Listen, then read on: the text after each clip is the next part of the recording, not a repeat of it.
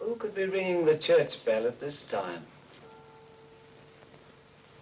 Maybe it ain't an ooh, Father. Maybe it's an it. And maybe it's tolling the bell. Oh, there's no such things as ghosts and monsters. Haven't I made that clear to you? Something tore the throats out of Charlie Rousseau's sheep, and that something didn't leave any tracks. Andy Trent here saw a weird glow moving across the marshes last night. And this morning, he found 2 of his sheep dead. Their throats torn open. Maybe the same thing that killed Andy's sheep is tolling the bell. I was on my way just now to deliver a special letter at Penrose Manor when a strange light appeared on the road before me, then moved quickly across the marshes and faded into the mist. I turned the cart around and hurried back here. It's not real. First the light, and now the bell. There's a very sound and logical reason for the bell tolling at this time, and I'm going to find out what it is. You can drive me to the church pots. The letter can wait. No hurry. Nothing will harm you if you're with the priest. Is that true, Father? Ah, what you need is more faith and less imagination. Come along.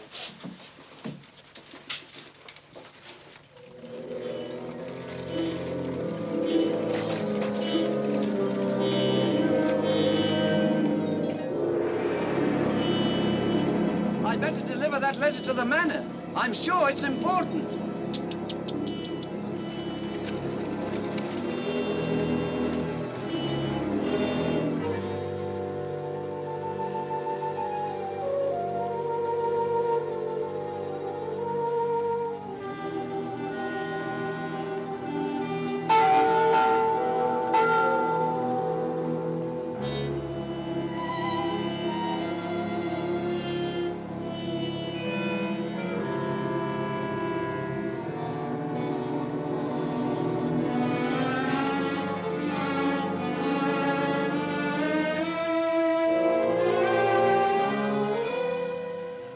Goodness, that bell has stopped. Odd. It's tolling at this time of night. I don't like it. What with this phantom roaming the marshes? I saw it again tonight. Who would that be?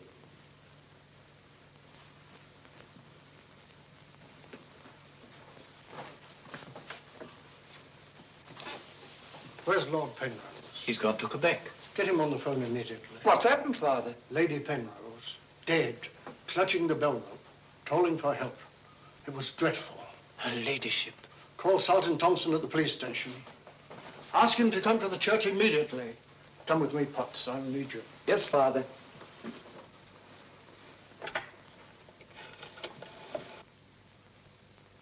Operator, put me through to Quebec.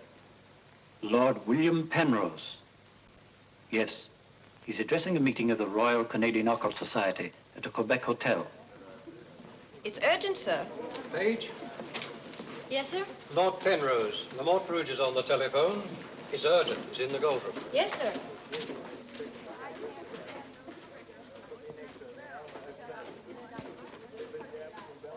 Gentlemen, as you know, the greatest obstacle in proving the authenticity of the occult lies in finding facts. However, if the facts are there, even the most hardened skeptic, provided it has an open mind, must finally acknowledge the actual existence of the supernatural. Do you admit that, Mr. Holmes? Facts are always convincing, Lord Penrose. It's the conclusions drawn from facts that are frequently in error. Yes, in the case of the Hound of the Baskervilles, as well as in the adventure of the Sussex Vampire, we found Watson, please. Oh, sorry.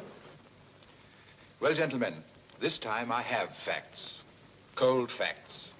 Many years ago, 100 to be exact, an apparition appeared at night in the village now called La Mort Rouge. The following morning, 3 people were found dead, their throats torn out, hence the town's rather grim name. Interesting, yes. But facts? No. I hardly think the tales of superstitious peasants can be considered... I haven't finished, Mr. Holmes. La Mort Rouge has again been the scene of these strange and unexplainable occurrences. Unexplainable, that is, from your point of view. Several of our most responsible citizens have actually seen the strange apparition on the marshes at night. And next morning, sheep were discovered... with their throats torn out and no traces of the killer anywhere to be found. Oh, you read about it in the papers. Oh, as a matter of fact, I haven't. It was merely a deduction. A rather obvious one, I'm afraid. Deductions are a weakness of mine, as Dr. Watson can tell you. Would you believe it? Holmes can... Well, those are facts, Mr. Holmes. Ignore them if you can. But it's very urgent, sir. Okay, well, go ahead. Thank you. I never ignore facts, Lord Penrose. And I have no doubt that the incident of the sheep with their throats torn out is unquestionably a fact. However, the interpretation of this fact as being final proof of the existence of the supernatural is merely supposition. And therefore cannot be accepted without further data. Your opinions, Mr. Holmes, are undoubtedly the result of your inability to cope with something beyond the realm of your comprehension. Myself, man. I'm sorry, John, but this ridiculous skepticism... Yes, what is it, my boy? La Mort Rouge on the telephone, sir. Very urgent, my lord. Excuse me, gentlemen. I'm afraid, Lord Well, it's quite understandable, Sir John. Lord Penrose is deeply entrenched in his beliefs. That's his privilege. Oh, hang it all, Holmes, the fellow was positively rude. Well, shall we see a little overwrought, Watson? I'm leaving immediately.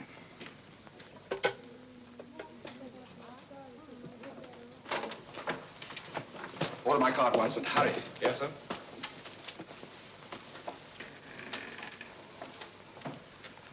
Gentlemen, my wife has just been found dead.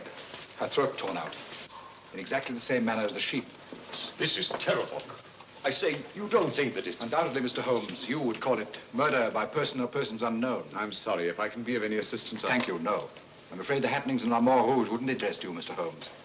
Under the circumstances, I think we should adjourn. Yes, indeed, Sir John. Holmes, what a terrible thing. Now, Sir John, would you be good enough to convey our condolences to Lord Penrose? Yes, I'd be glad.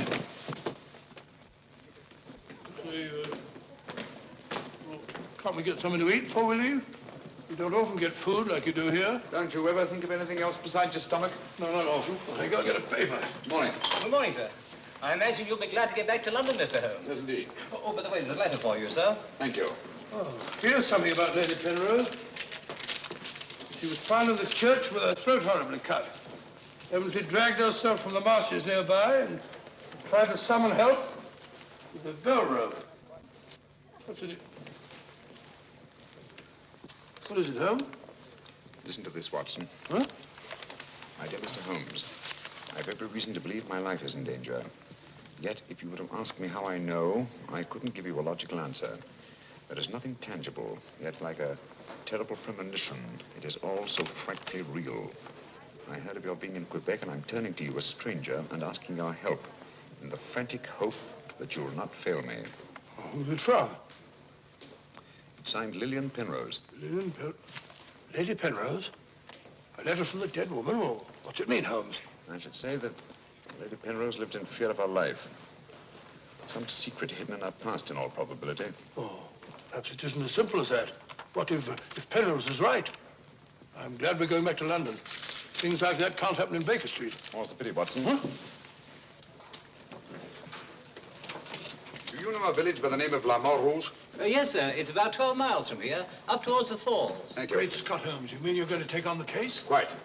Telephone the airport and cancel our reservations, will you? Certainly, sir. Consider, Watson, the irony, the tragic irony. We've accepted a commission from the victim to find her murderer. For the first time, we've been retained by a corpse.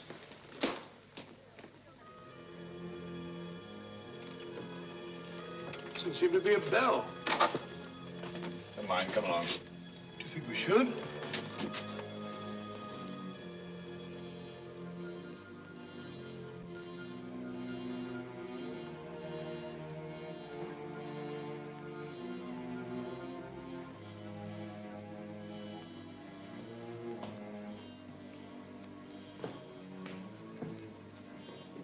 What a cold, cheerless-looking room.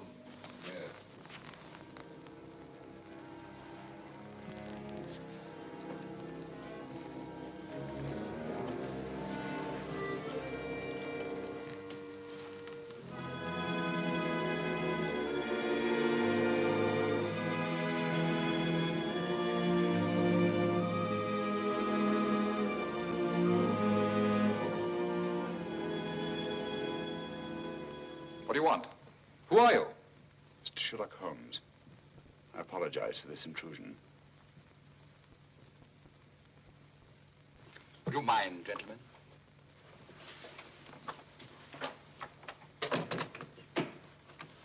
Mr. Holmes, is it your custom to burst into people's houses without ringing the bell? We couldn't find the bell, sir.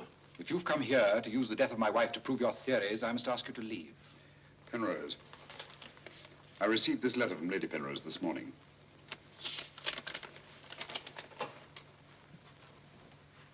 That was devilish awkward.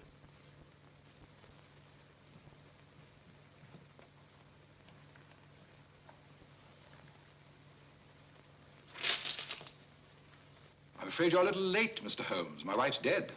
And I've come here to find her murderer. You might have saved yourself the trouble.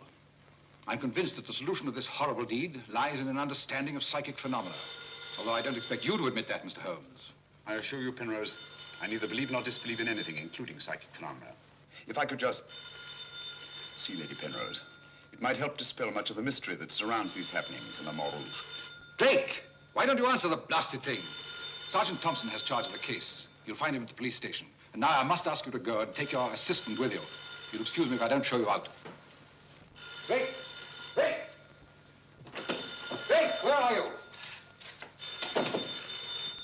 What?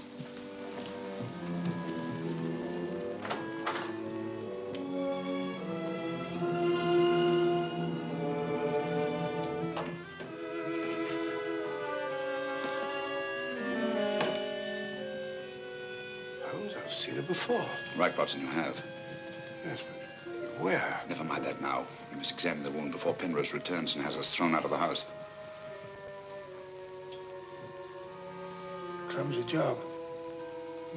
Just missed the jugular vein. It must have bled to death. And it bled for several hours, eh? Possibly more. Long enough for Penrose to leave La Rouge and reach Quebec in time for the meeting? Holmes, you don't suspect I Penrose? suspect nobody, Watson. I was just asking a question. I beg your pardon, gentlemen. There is another who desired the death of her ladyship. I saw it last night in the fields, moving in and out of the shadows. You're the butler, aren't you? I was the butler. I've given notice.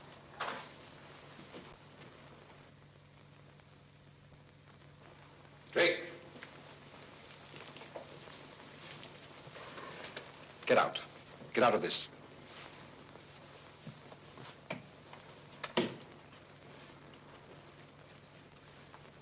I trust you found what you were looking for.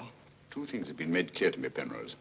That your wife was murdered and that she's Lillian Gentry. Lillian Gentry? Will you leave, or must I call the police? That will not be necessary. We're on our way to the police station now. The wounds found on Lady Penrose's throat are identical with those found on the throats of the dead sheep. Now, I'm not a superstitious man, Mr. Holmes, but I don't know of any weapon capable of inflicting such wounds, except an animal's claw. Of course, it could be done by a five-pronged garden weeder. Not that garden weeder, Mr. Holmes. That's mine. I use it to weed the garden at the back of the jail. I'm inclined to agree with the Sergeant, Holmes. A weapon such as that would have severed the jugular vein, and death would have followed immediately. Lady Penrose lived long enough to drag herself to the church and toll the bell in a frantic effort to call for help. Yes, I know all about that. But there must be some logical motive instead of all these goblins and monsters. Sergeant, have you ever heard of Lillian Gentry? No, I can't say that I have, Mr. Holmes. She was a famous actress who came to America some time ago. She appeared for many years in the United States and Canada. Then suddenly she disappeared. Her disappearance was never explained, and she was soon forgotten. But what's the connection between Lillian Gentry's disappearance and the death of Lady Penrose? Lillian Gentry and Lady Penrose are one and the same person. The same person? Precisely. One more question, Sergeant. Do your files show anyone with a prison record living in La Moor Rouge? No, Mr. Holmes. The only person having any connection with a prison is Emile Journet. He came here 2 years ago with his daughter and bought the hotel. He was a guard at Talon Prison. Thank you, Sergeant. I hear there are a lot of prairie chicken in these parts. I'd like to have a bag of them someday. I think that can be arranged, though. Yes, we can stop over at the farmyard and you can shoot all the chickens you want. That's all very funny, Holmes. Here you are, old fellow. We're going to engage rooms at Monsieur Journet's hotel. Landlord! I say landlord! Place seems deserted. Won't be for long if you bellow like that. Landlord! Oh, sorry, Holmes. Got to try and make summer. Yes, monsieur? My dear, have you got a room for us? Yes, monsieur. Good. Sign here, please. I'll sign for us both. Oh, thank you. You seem very young to be in charge here. Yes, monsieur. You are Mademoiselle Journet? Marie's your name, monsieur. My dear, you've been crying. Why? Papa's going away. Oh, come now. Is that such a tragedy? Did you cry if your papa were going away, Watson? I don't believe so. This way, monsieur. Bring your bags, please. Yes, of course. Wouldn't I be unhappy if my father were see my father for years? Father died about 20 years ago in Cheltenham.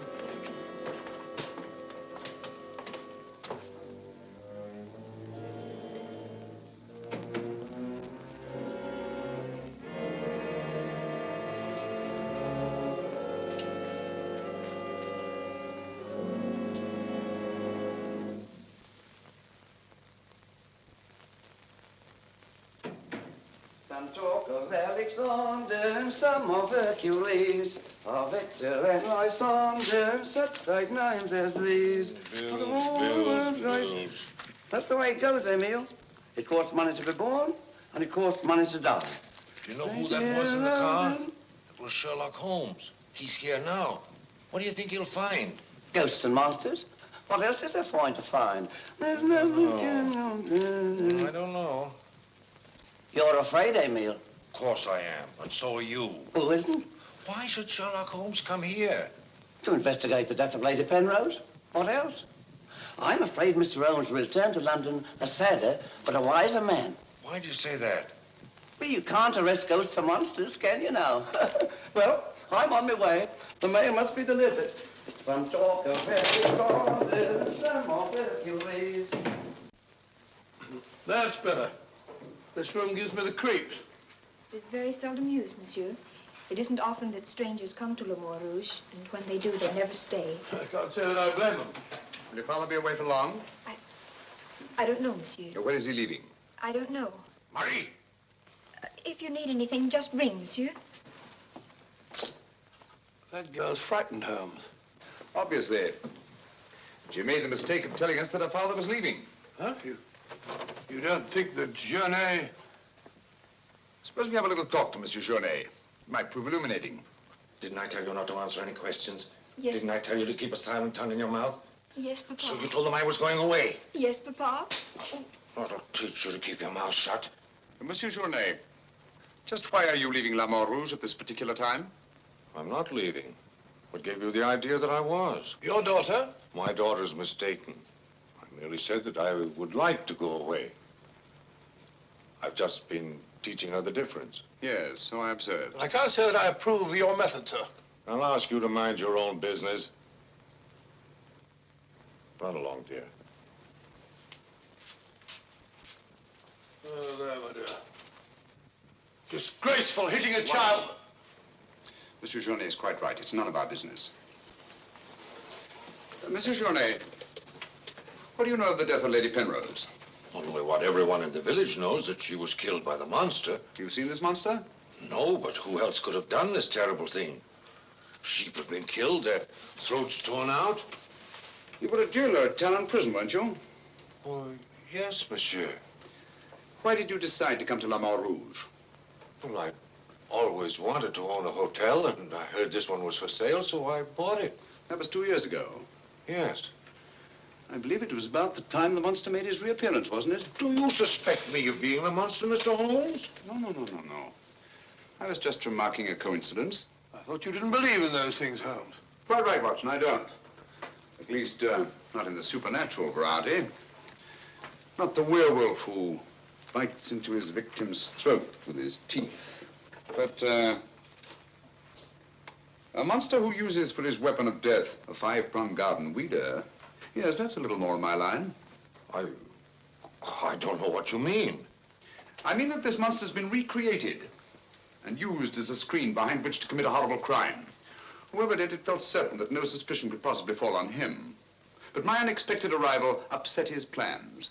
Very possibly he became frightened, decided to run away. You're right, monsieur. I was running away. But not for the reason you think, but in fear of my life. And who would want to kill you? I don't know. It's like some terrible premonition. But it's so real. The very word it's in Lady Penrose's letter. Yes. That still doesn't explain this garden weeder. I swear to you, I know nothing about its being here. Haven't we better send for that fellow, Sergeant Thompson? No, Watson, that won't be necessary. Monsieur Journet knows as well as we do that you can't run away from yourself. Oh, would you be so good as to return this to Sergeant Thompson, monsieur? I took it away quite by accident.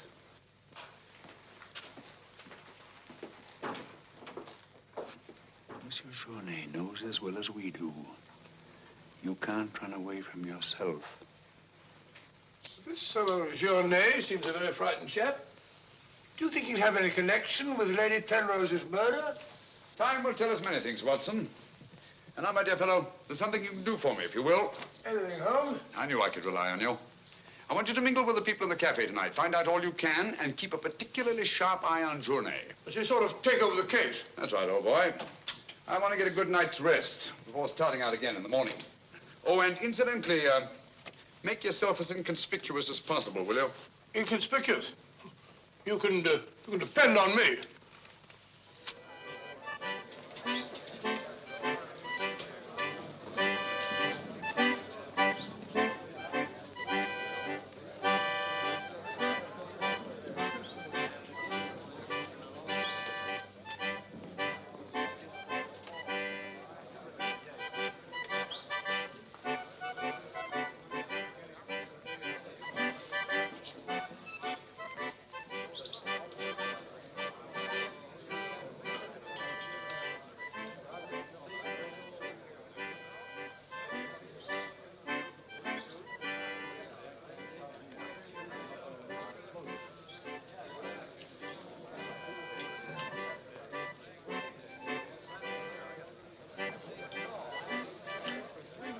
Thank you, my dear.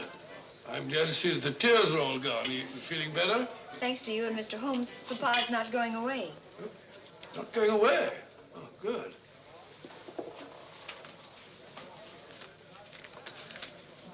Journet not going away. There are many phases of the supernatural, Mr. Drake. Witchcraft, vampires, werewolves, ghosts, monsters. You'll find them all in the history of crime. So I say to myself, Potts, this is the handiwork of the supernatural. I gather that your name is Potts, that you're interested in the detection of crime. Allow me to introduce myself. My name's Watson, Dr. Watson of 221B Baker Street, London, England. How'd you do, sir? Here's the crime. Bigger and better crime. I deduce, my good man, that you're somewhat drunk. Yeah. Sharp he is, sharp as a tack, and just as flat-headed. You might also deduce that I'm leaving this place. Getting out as soon as the bus I'm waiting for hoots its hooter. I believe they say honks its hooter in these parts. Hoots to me, honk to you. Hoot, hoot. My dear fellow, I don't care two hoots whether it's hoot or honk. Oh, that's my bus, gentlemen. I just heard it hoot its hooter distinctly. If you solve this case, let me know. Personally, I'm betting on the monster. You take my advice, Patsy. Get out of this place before they find you with your throat cut.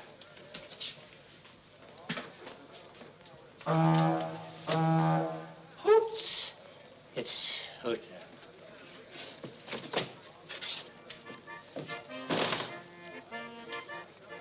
Nervous?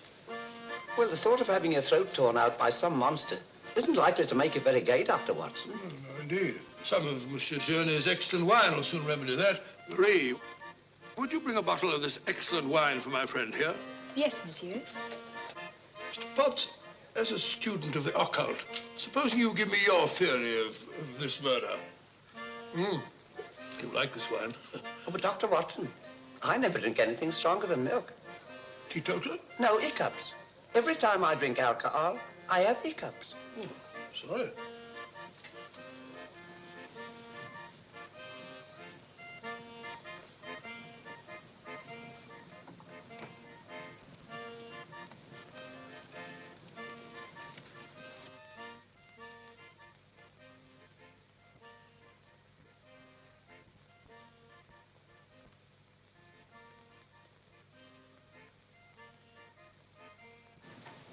Mr. Holmes.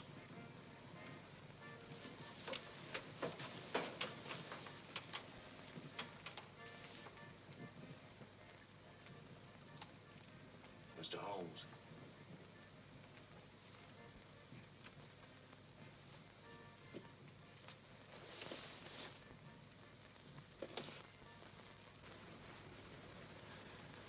This circle is where the murder actually occurred. Yes, Mr. Holmes. There's a footpath just beyond the church which leads across the marshes. Follow it for half a mile and you'll be there. Thank you, Sergeant. I'm sure I'll find it. Mr. Holmes, I wish you'd let me go with you. It's dangerous on the marshes at night. These swamps, one false step... I'm sorry, Sergeant, but it's important that I go alone. I'll keep close to the path. Well, will Dr. Watson be going with you? No, Sergeant. I asked him to do some research work of his own, and by now he's probably magnificently involved. Good night. Good night, Mr. Holmes. But according to your theory, Dr. Watson, everyone in the village is under suspicion. Pardon me. It's quite all right. Oh, thank you. Murder is a very interesting study, gentlemen.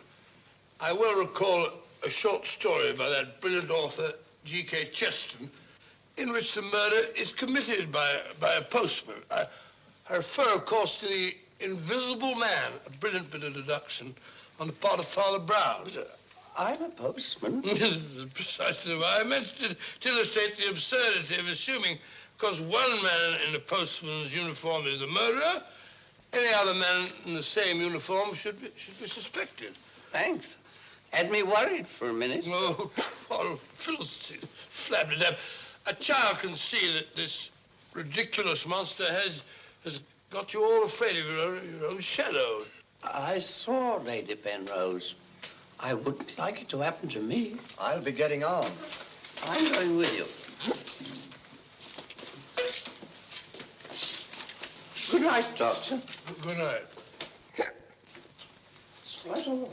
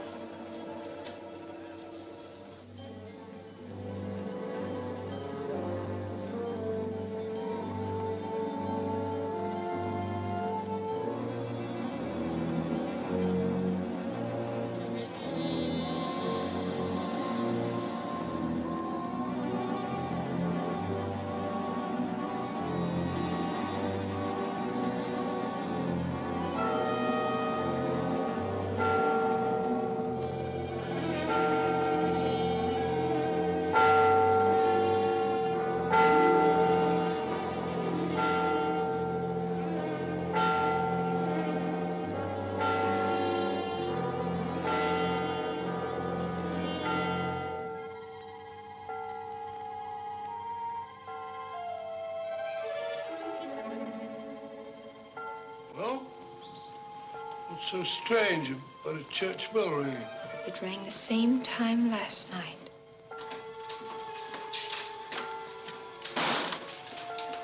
Excuse me, Dr. Watson. Can you tell me if Mr. Holmes is armed? Armed, my dear fellow? Why should he be? He's gone to bed. You're wrong, Doctor. He went out in the marshes alone. I tried to go with him, but he refused. But great Scott, if he runs into this monster and he's by himself, he'll get killed.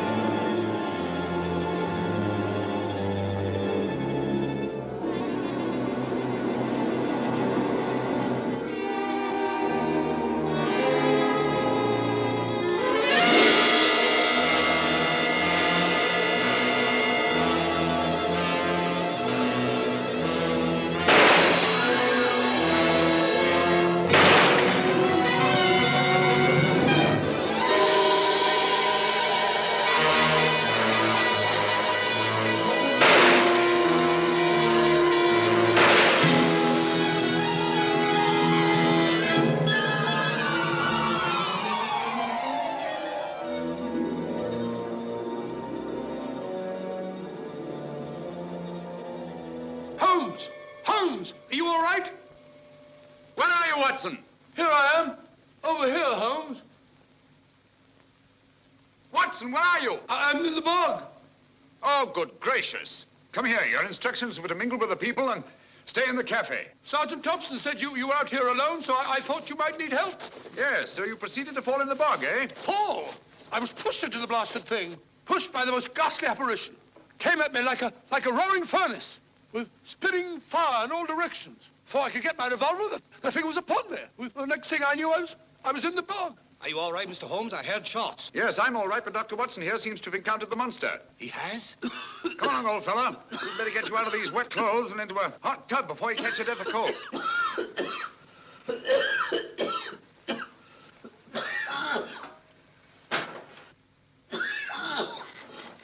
Yeah, you've had enough of that. Drink this. You'll be as fit as a fiddle in the morning. Sorry you had such a bad time. I got a right to share your dangers. Thanks, old fellow. You know, I wasn't sure the villagers weren't right. And if it did turn out to be some sort of supernatural monster, well, why should I involve you? Rubbish. However, I did learn something. I can now state positively that our antagonist is not a phantom. But the thing actually spat flames at me. All just a figment of your imagination. The murderer knew I was out on the marshes and obviously wanted to frighten me. You frightened me, all right. How do you manage the flames? Merely clothing, treated with phosphorus. When the murderer fled, his shirt caught on a tree, and this piece of cloth was torn off. Come in. I'd like a few words with you, Mr. Holmes. I'll come directly to the point. Hello. What happened to your assistant? I'm not his assistant. If you must know, I was pushed into a boggy hole on the marsh. Pushed? By whom? I don't know. Spat fire at me. My good sir, in spite of Mr. Holmes's theories to the contrary, things have been seen and heard on those marshes that cannot be explained away by the use of logic. If I were you, I'd keep away from them. I'm not so sure. Holmes found... Penrose, for the first time in my long pursuit of crime, I confess that I find myself baffled. I'm a detective. I need tangible clues. And up to now, I admit, I found none. And you won't. I advise you to leave La Mort Rouge. Tonight, you escaped with your life. Next time, you may not be so fortunate. Thank you for your considerate advice, Lord Penrose. Good night, sir. Excuse me. Oh, good night. I don't like this fellow, Holmes. Why do you think he came here? He wanted to find out if we discovered anything. He seemed very pleased when I told him we hadn't. Now, Watson, there are one or two questions I want to ask Sergeant Thompson. You stay here. I have a vitally important job for you. Anything, Holmes? What do you want me to do? Go to bed. Yes, it's cotton fabric. Here, take a look. That discoloration, the purple ink must have been spelt on it. Possibly. I should say this cloth was red with blue lines. Probably large checks. Yes, it seems to have been laundered a good many times. The blue lines are almost completely erased. Yes, you can scarcely see them. It's good fabric, well woven with a solid base. Hello, Bill. Hello, Sergeant. Your phone call must have been important. You bring me over this time of the night. It was. This is Mr. Sherlock Holmes. He wants to ask you a few questions. This is Mr. Taylor, the storekeeper, Mr. Holmes. Oh, good evening, Mr. Taylor. Good evening, sir. Have you any shirts of this design? The squares are red and the lines blue. Yes, I have. Can you remember to whom you sold them? I can. I keep them in stock specially for Judge Brisson. He won't have anything else. Judge Brisson, who's he? A retired magistrate. He's a cripple, lives alone with his housekeeper. Have you sold any of these shirts to anyone else? No, sir. They're too expensive for the village and the boatmen. This is the finest material. Imported. You say Judge Brisson's a cripple? Yes, he was a magistrate in Quebec. Had a stroke about 2 years ago. That's why he retired and came here to live in Le Mort Rouge. Just about the time that Monsieur Journey arrived here. Now that you mention it, it was just about then.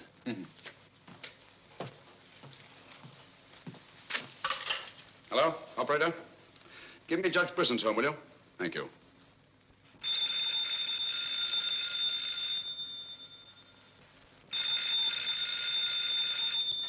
Nora. Let it ring. Haven't I told you not to answer the phone at night? Yes, sir. Well, then obey my orders. Yes, sir.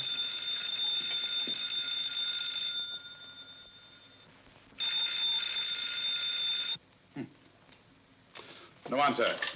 Where'd you live? On the Marsh Road. But I don't advise you to go there after dark, Mr. Holmes. The place is a fortress and guarded by a savage dog. I think Dr. Watson and I will have to pay Judge Brisson a visit in the morning. Good night, gentlemen. Good night, Mr. Holmes.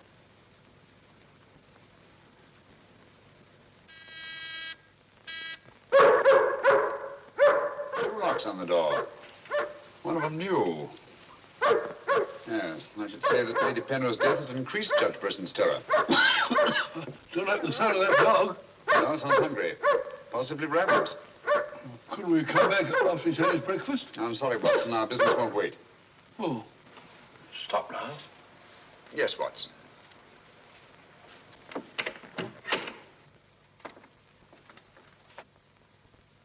Good Fido. Good Fido. Good Monty. Good Winnie. Who is it?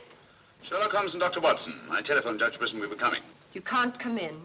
He's given orders no one is to be admitted. You wouldn't want Judge Brisson's death on your hands, would you? No, sir. And you'd better let us in. I'll probably lose my job for this. Not after we've talked to Judge Brisson. My good woman, you keep an eye on that dog. Oh, don't worry, Watson. You know as well as I do. The dog won't touch you if you're with its master or mistress. Well, you know it and I know it. We're quite sure the dog knows it. Good dog. Happy dog. Nice, Winnie. Good Winnie. Good Winnie.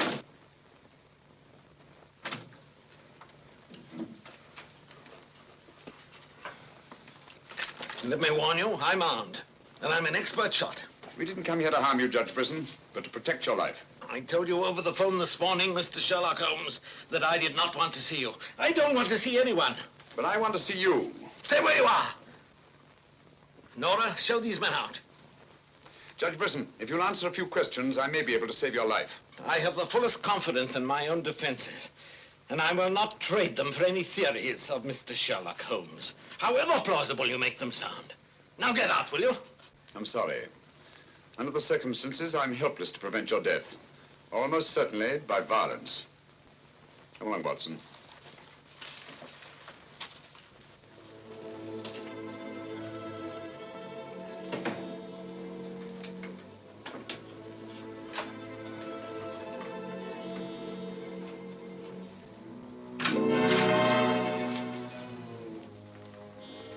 Pardon me. May I trouble you with that envelope?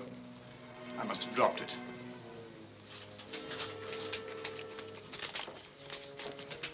Thank you.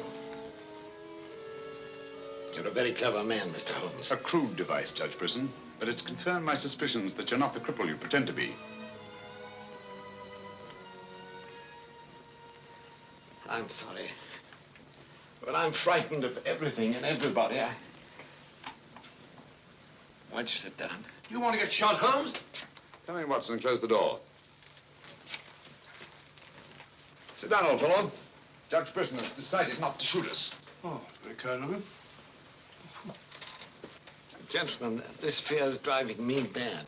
It's quite understandable. The whole village seems to be consumed with fear. But in your case, judging from your vicious dog, those barred windows, and that hunting rifle, it's not fear of the supernatural. Just what are you afraid of? Well, truthfully, Mr. Holmes, I don't know. And yet I feel its very presence. At times, I feel I can almost reach out and touch it. When I first came to La Mort Rouge, I had a slight attack. It affected my legs, but, well, I've recovered. And you've continued the deception, using the wheelchair as an excuse for not going about the village. Well, you see, people would be more inclined to accept my hermit-like existence. Yes, naturally. Tell me, Judge Brisson, had you ever heard of Monsieur Journet before you arrived at La Mort Rouge? No, I hadn't. How many of these shirts has your housekeeper purchased for you? Oh, 4 or 5. I'm not positive. You still have them? Well, 1 or 2 became badly worn, and I told my housekeeper to give them to a man who was doing some work for me at that time. Can you describe him? No, I'm afraid I can't. That was about a year ago, you see, and, well, I didn't pay much attention to him. He worked in the garden. Could your housekeeper remember him? No, that was a different housekeeper then. She went to the United States. Try to remember, Judge Brisson. Your life may depend on it. I do remember one thing. He had a very slight limp. I used to watch him from that window as he walked across the lawn. Splendid. Continue your vigilance, Judge, and under no circumstances allow anyone to enter the house, even someone you may know well. What's that mean, Holmes? It may mean nothing, Watson, and it may mean everything. I'm quite sure that Sergeant Thompson will have observed a man with a limp in a village the size of La Mort Rouge. Good day, Judge, and thank you. Good day, sir. I'm sure Sergeant Thompson will have observed a man with a limp in a village the size of La Mort Rouge.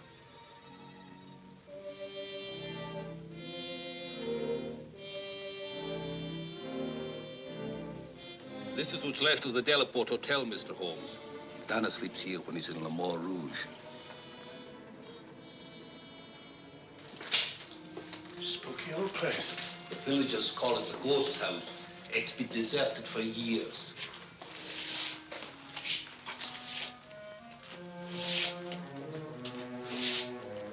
He walks with a limp.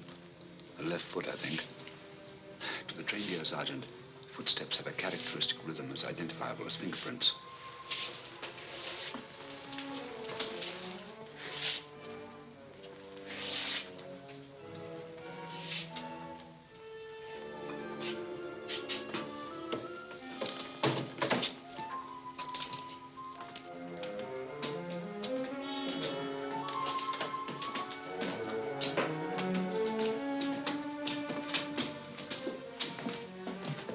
What do you want? We've come to have a talk with you, Tanner. I've done nothing. Then you won't mind answering a few questions. What do you want to know? Tell me, Tanner, where were you 2 nights ago? Down the river. Last night? I just got back tonight. You're lying. You can't frighten me. But now I got a job to do. Quite evident that you haven't been on the river within the last 48 hours. Are you trying to make me out the murderer of Lady Penrose? How do you know she was murdered? I'll tell you how you know she was murdered. Because you murdered her. Holmes, look! In there! The monster! That's right, Watson. One of Brisson's shirts, which Tanner here treated with phosphorus. Take him, Sergeant. I'll give you all the evidence later. Look out!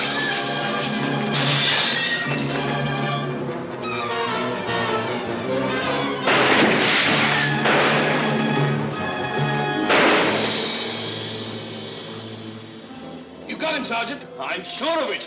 Come on.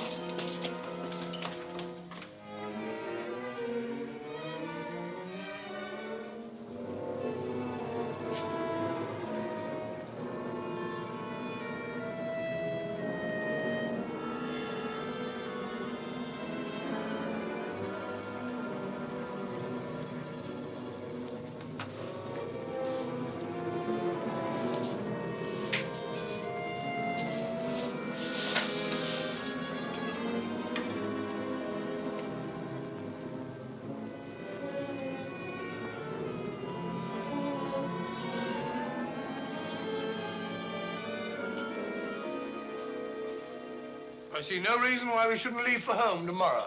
So much for tomorrow. But for tonight, what do you make of this, Watson? I found it in Tanner's room. Just a photograph? That's right, old boy, just a photograph. You notice anything else about it? Part of it's missing. Bravo, Watson. Now, if we can find the missing half, notice the discoloration of the torn edge, faded signature. The upper half was torn off sometime within the last year, I should say. Why all this fuss about an old photograph? Watson, have you ever stopped to think that the science of detection is very much like stringing a handful of beads? I can't say I have. Well, it is. And in this particular case, you might say that I have 5 beads. Journée, Brisson, Tanner, Lord and Lady Penrose. So far, I haven't had any thread to string them together. This, gentlemen, is our thread. And I think I shall start with Lady Penrose. But Lady Penrose is dead. The dead can tell us many things, Sergeant. You and Dr. Watson remain here at the hotel. I'll meet you later. I'm sure you got Tanner, Sergeant. But Mr. Holmes is never satisfied with a dead criminal.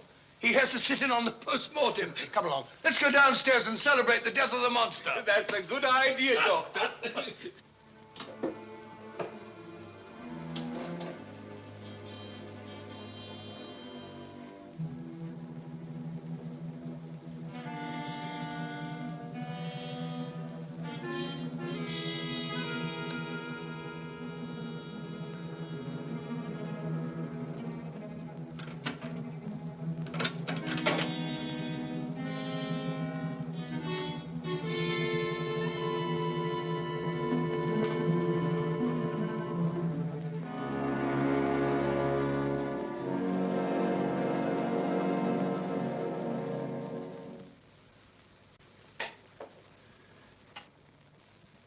So the great Sherlock Holmes becomes a common thief.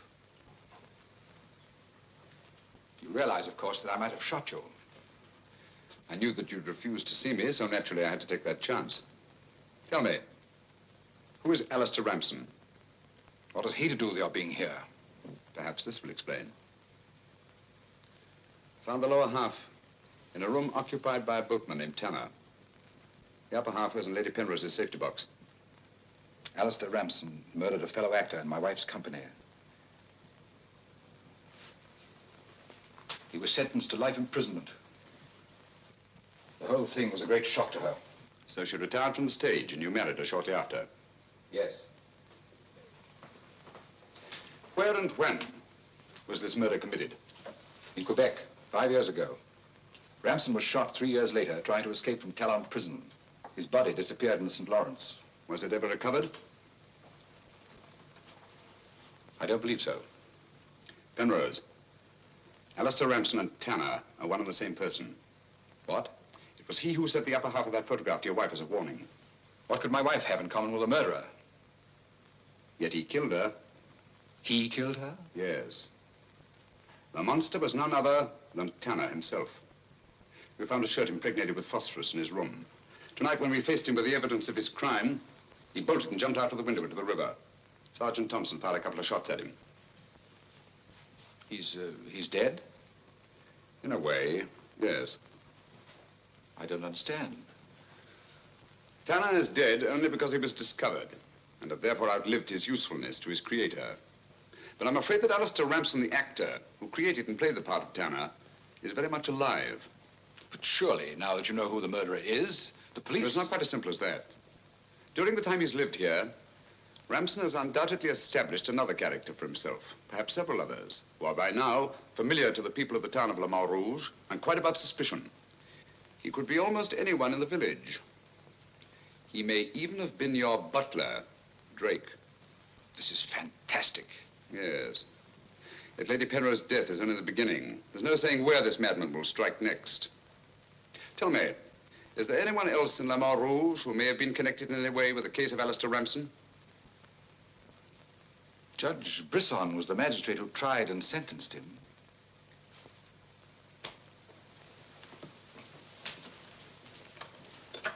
Operator? Operator, give me Judge Brisson's home. It's urgent.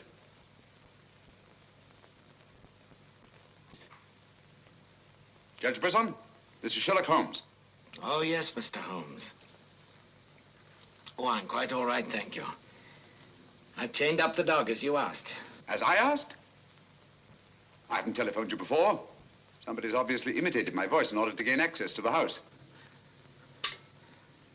Well, certainly, Mr. Holmes. I'll lock all the doors and await your arrival. Yes.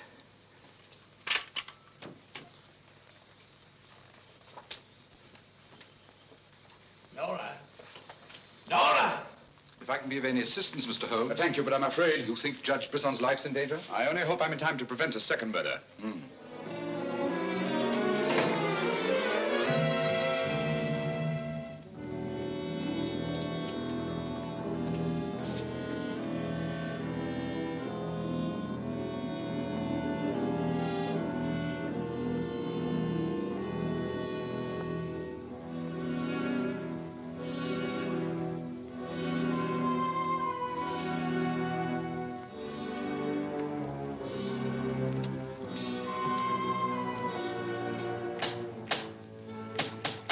That's Mr. Holmes. Show him in.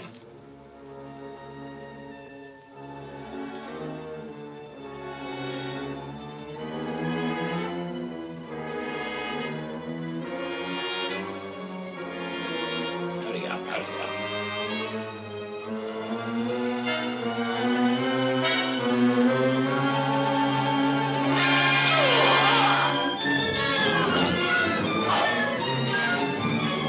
Jack Brisson!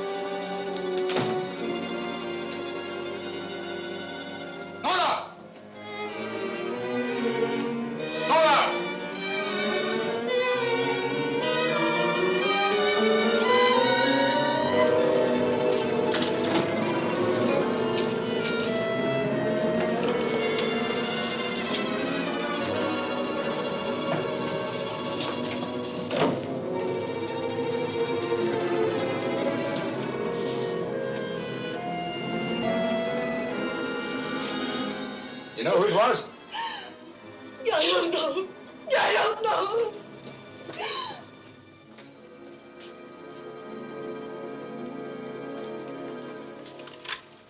Hello? Operator, Monsieur Jaunet's cafe. I want to speak to Sergeant Thompson. It's urgent.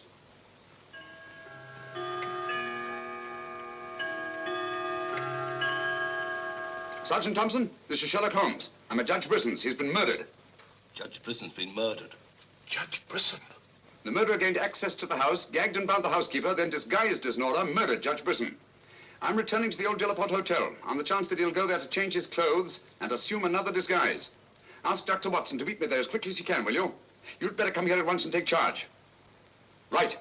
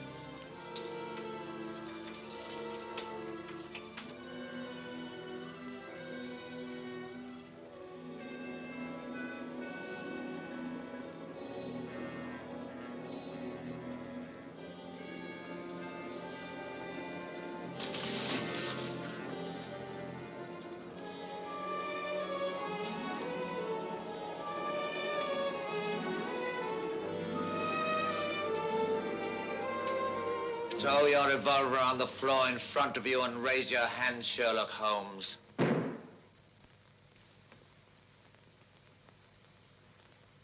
I should have thought you would have felt more at home in the spotlight. I see you finally identified me. You know, Jack Tanner and Nora the housekeeper were brilliant. You should really take a bow. It's too bad you appeared on the scene when you did, and I had to ring down the curtain on the monster. Your recreation of the monster of La Mort Rouge as a means of murder must have given you great satisfaction. Why did you kill Lady Penrose? I see no reason why I shouldn't tell you.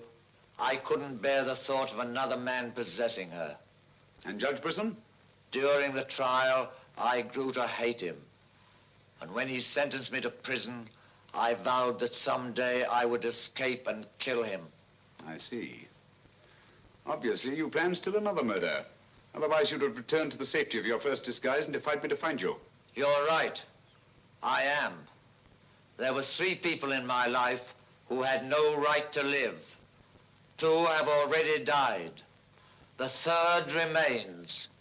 Tonight, I shall kill him. Mr. Holmes, I've always had the greatest admiration for your talents. Thank you. Your performance in this case has also been brilliant.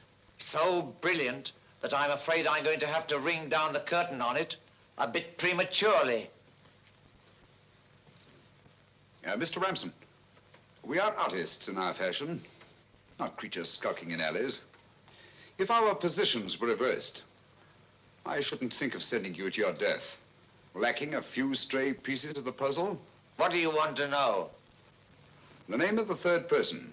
I have no objection. If there is a hereafter, which I doubt, you and he will meet very soon, Mr. Holmes.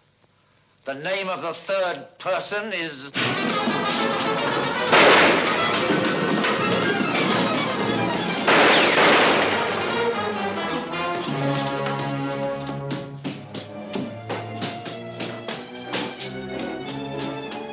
Coming, Holmes! Look out, Watson!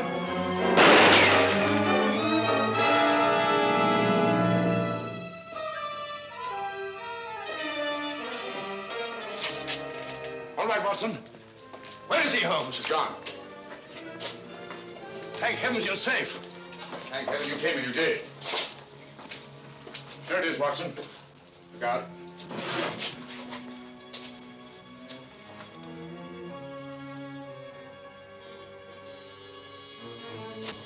So you got away again? Yes, Watson. Over that warehouse roof, most probably. What a fun little room. Yes. This is obviously the secret room where his disguises were created. Looks like an actor's dressing room. He is an actor, Watson. One of the finest acting talents of our time. Look at this. Nora, the housekeeper. His name's Alistair Ramson. Alistair Ransom? Never heard of him. No, that's not important. The important thing is that he murdered Lady Penrose and Judge Brisson. Great Scott, he did it. Yes, Watson. This Ramson is a paranoiac. His orgy of crime is not complete. There's still another. I was just about to learn his name when you so conveniently fell down the stairs. Oh, sorry, old chap. Needn't be, old boy. You saved my life. Look at this, Watson. Tanner. Tanner? Where do you think he'll strike next? Obviously, Journet is to be his 3rd victim. Journet? Yes, Watson. As in the cases of Lady Penrose and Judge Brisson, Journet also felt his presence. But in each case, it was vague and unexplainable. Well, what connection can he have with Judge Brisson or Lady Penrose? Journet was a guard at Talon Prison, where Alistair Ramson was confined. He's the 3rd person against whom the murderer holds a grievance. Now he's disappeared. Journet disappeared? Oh, so Marie told us in the cafe? Watson, Journet's disappearance can mean only one thing. He's in hiding. Our job is to find him before Ransom does. Journet is the only man who can lead us to the murderer. We'd better have a talk with little Marie. Raise your voice and sing along, sing till the echo ring. Don't ever let us sing your soul, worry about anything. Find what you make it so you can make it what you will. Never be weary, ever be cheery. Potts, have you seen Marie? No. Have you seen her? Can't say I have.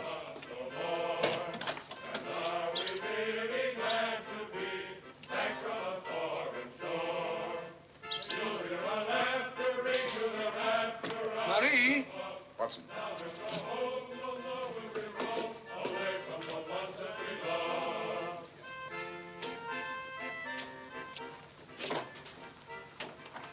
What is it, huh? I'm afraid we're too late. Marie.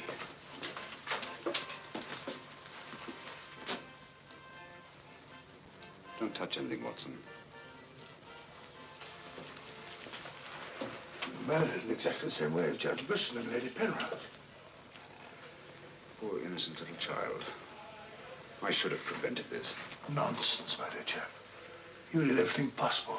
How on earth could you have prevented it? The child's death is a tragedy, of course. I see exactly what happened. She was standing here by the desk, and the murderer came in by that door. He came in through that door, but Marie was not in the room. She alone, of all people in the cafe, saw Ramson enter this office. It was someone she knew well. Someone who might have a message from her father. So she followed him here. And when she refused to tell him where her father had gone, he killed her. Ramson already knew that Johnny had disappeared, but he didn't know where. When he questioned her, she became suspicious, and it was then that he killed her. Telephone Sergeant Thompson, will you? He's at Judge Brisson's. Ask him to come here at once. And see that no one leaves the cafe until he gets here. The murderer may be among them.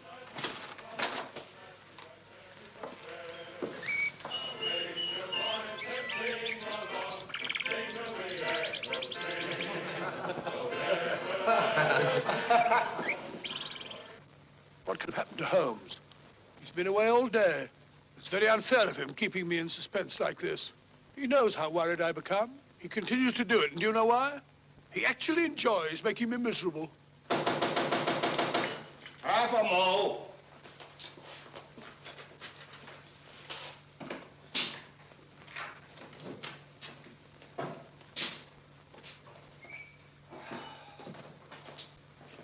No good, Watson. It won't work. What won't work? I've been to every place where Journey could possibly be in hiding. That's where you've been all day. Yes, Watson, and I must admit that I'm completely baffled. We've got to find Journey before it's too late. But how? I've been everywhere within a radius of 5 miles of this village. I've even been to the church in the hope that he'd disguise himself and attend Mass. He may have gone to Quebec. Every road's covered. He hasn't left this vicinity, of that I'm certain. All right, I'll answer it. Hello? Hello?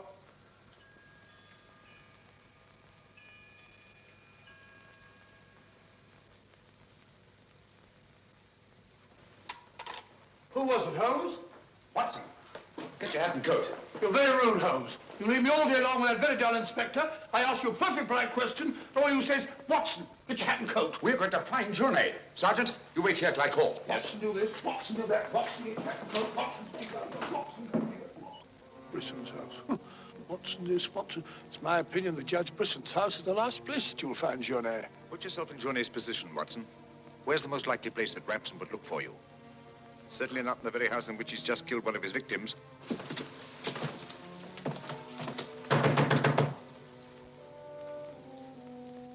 Journey! Journey! It's Sherlock Holmes and Dr. Watson. We're here to help you. I don't like the look of it, Holmes.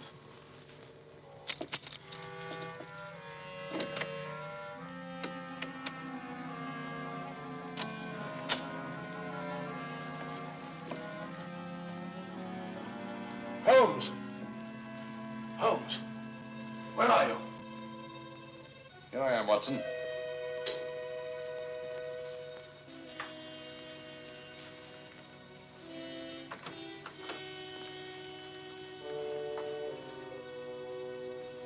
Journey! What do you want? We've come to help you. How did you know I was here? When you called your hotel just now, I answered the telephone. The chimes of Brisson's clock here merely confirmed what I already knew. You must return with me to the cafe at once. I'm not leaving this house. The murderer's waiting out there in the marshes to kill me the moment I leave here. Naturally, but first he must have the opportunity. If you return to the cafe, he'll have that opportunity. It's the only way we have to apprehend the murderer. What if I refuse? Journey,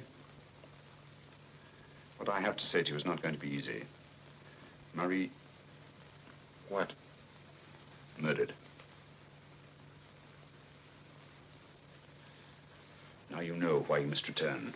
This fiend must be brought to justice. Justice? This monster kills my poor innocent child, and you talk of bringing him to justice. Will that compensate me for the death of Marie? If it's the last thing I do, I'll kill him with my own hands. You can't take the law into your own hands. Once you've returned to the hotel, he'll make an attempt on your life. Then we'll get him. How will we know who he is? We already know. It's his disguise that we haven't penetrated. Who is he? Alistair Ramson. Recognize the name? He attempted to escape from Talon prison when I was a guard there. Journey, if you don't want to remain in hiding for the rest of your life, you must return to the hotel and help me to put an end to this monster for all time. Come. Let's go. Good. Put an end to him. How are you going to do that, Holmes? I'll tell you both about it on the way to the hotel. So you're really leaving, Doctor? Yes, Sergeant. Gentlemen, Mr. Sherlock Holmes and I are leaving immediately for London. It's extremely regrettable that the murderer has escaped us, but all our cases cannot be crowned with success. I'm extremely sorry, gentlemen. Have you no idea where this fiend has gone? Mr. Holmes is of the opinion that he's escaped across the border to the United States. It may be years before we can trace him, if ever. Oh, Jenny, just a minute. Our bill, please. Bill? Yes, Mr. Sherlock Holmes and I are leaving immediately. Oh, I'm sorry, Dr. Watson. I'm just on my way to the church to offer a prayer for Marie. I'll forward your bill to you. Yes, of course, my dear fellow. I understand. We'll leave our address at the desk. Goodbye, Mr. Potts. It's been a great pleasure knowing a man of your intelligence. Thank you, Dr. Watson. It has been most stimulating talking to one of your vast experience. Oh, thank you. Let's hope that we shall meet again someday and continue our little chats on crime. It would be most exciting. Oh, by the way, Mr. Holmes would like to see you for a minute in his room. Yes. I'll show you where it is. It's the second room on the right up there. Thanks. Emile, it's me. But, do you mind if I walk part of the way with you? It's a bit frightening out here. It's these marshes. This is almost the very spot where Lady Penrose was attacked. 3 deaths in 3 days. It's a pity Marie had to be killed. She was such a sweet child. 3 deaths in 3 days. And still one more to be accounted for. You were frightened, Emile. It's strange to see you showing fear. The man I hated at Talon prison. Ramson!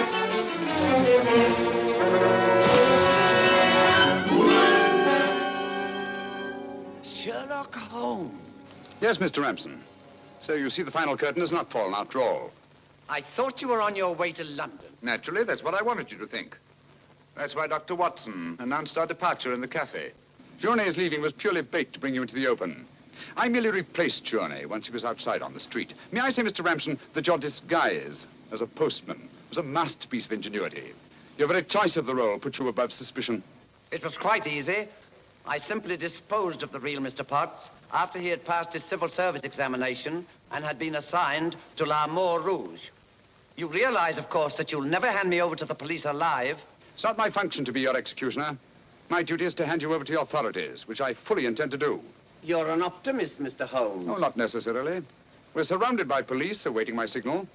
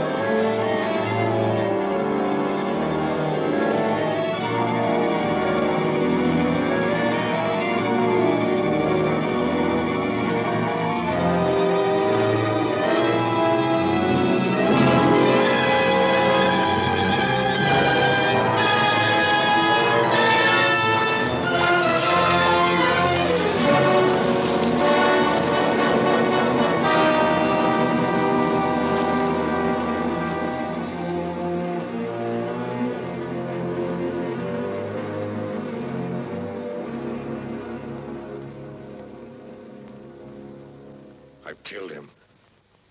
With this. Ransom's instrument of death has been his own executioner. Well, gentlemen, our search for the monster has ended where it began, on the marshes. Eh, Watson? Watson, where are you? Why isn't he here? He was with us a minute ago. Watson! Here I am, Holmes. Where are you? I've fallen in another hole.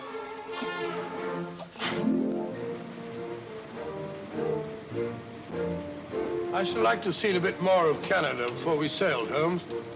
So should I, Watson. Canada.